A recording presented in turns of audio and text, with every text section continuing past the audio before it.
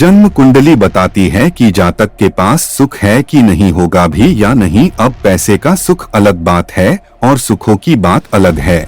जैसे जातक के पास विद्या का सुख था तो अच्छी पढ़ाई की, पर उस पढ़ाई का मूल जो था यानी अच्छी जॉब, उनके आज के हालात में अच्छे नहीं है।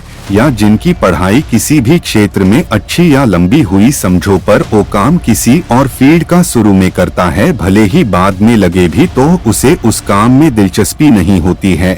ये था अस्त बुध और राहु 5, 10, 12 के खेल। ये से लोग या तो शिक्षा अच्छी करते हैं पर नौकरी नहीं कर पाते, या नौकरी करते हैं पर पढ़ाई रुक रुक के पूरी होती है। अब यहाँ एक तरफ विद्या सुख तो था पर उससे प्राप्त होने वाली आशाओं यानी कमाई का सुख नहीं।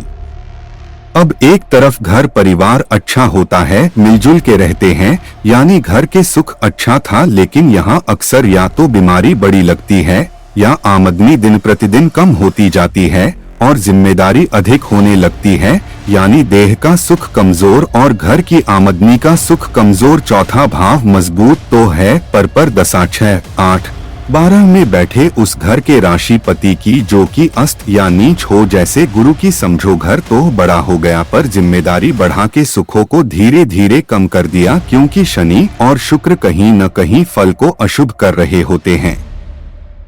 वही जब केतु 1, 4, 5, 8 में हो तो और शुक्र मंगल व सूर्य से पीड़ित व अस्त हो तो जातक जातिका धन से भले संपन्न हो, लेकिन औलाद का सुख या तो मिलता नहीं या बहुत जतन के बाद काफी सालों गुजर जाने पे देते हैं। जब उनकी खुद की उम्र काफी हो जाती है, मतलब पति पत्नी के आपसी संबंध का सुख तो ठीक है, कोई क्लेश नहीं, पर चिंता और छुपा हुआ दुख भी साथ में है।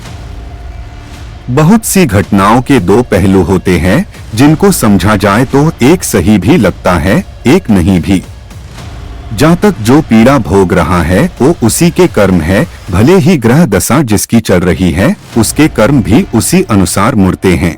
अशुभ केतु व राहु की दशा जो सुख भोग्या कराती है, उतना ही नहीं उससे 4 गुना पीड़ा देती है राहु मंगल। और अशुभ शुक्र जो कर्जा और जो बैंक का लोन अपने काम लिए लेते हैं, शुरू में आसानी से मिल जाता है, एक से लेता है दूसरे से लेता है, क्योंकि राहु और खराब शुक्र ये काम माध्यम दशा में देते हैं। तब तक जातक नौकरी कर रहा होता है जो अच्छी भी चलती है, अंतिम दशा चरण में इतना बोझ बढ़ा देंगे कि जाते जाते दिवालिया निकाल देते हैं। जातक के शौक मिजाज भी बड़े महंगे हुए रहते हैं, क्यों राहु दिखावा और शुक्र उस दिखावे की कड़ी बनती है। इसमें घी डालने का काम मंगल के रहते हैं जब तक अंतर दशा व गोचर में वक्री हो। अगर गुरु की भी दशा हो और राहु के खराब फल में वृद्धि ही होगी। अगर गुरु चांडाल दोष हो तो अंत में सब बिकवा के बेकार बैठा देता है, घर में फिर वो इधर उधर छुपता फिरता है जिनसे लिया हुआ होगा।